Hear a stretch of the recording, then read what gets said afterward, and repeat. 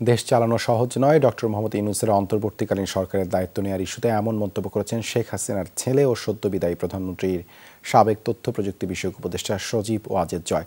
সংবাদ মাধ্যম ডয়চে ভেলেকে দেয়া সাক্ষাৎকারে জয় বলেন, একদিন আগেই পদত্যাগ করার সিদ্ধান্ত নিয়েছিলেন শেখ হাসিনা।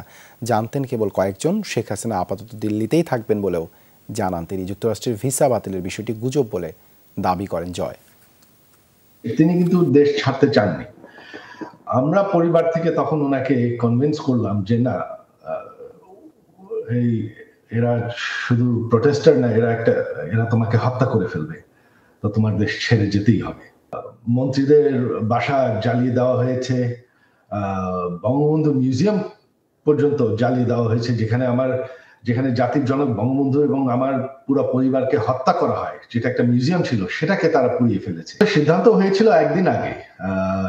তিনি সিদ্ধান্ত নিয়েছিলেন, আমরা কয়েকজন শুধুমাত্র জানতাম যে তিনি ঘোষণা দেবেন তিনি পদত্যাগ করছেন, এবং একটা সংবিধান অনুযায়ী যাতে একটা ট্রানজিশন অফ পাওয়ার হয়, সেটাই ছিল ওনার প্ল্যান। তবে যখন তারা ওই গণভবনের দিকে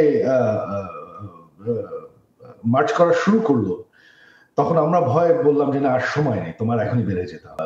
যদি নির্বাচন হয়ও, আওয়ামী লীগকে তারা নির্বাচন করতে দেবে কিনা, আওয়ামী লীগকে তারা ঠিক মতন মাঠে নামতে দেবে কিনা, এটা এখন কিছুই জানা নেই। তো এই ভয়ঙ্কর পরিস্থিতির মধ্যে আমি আমার নেতা কর্মীদের কিছু বলতে পারি না যে তারা বের হোক।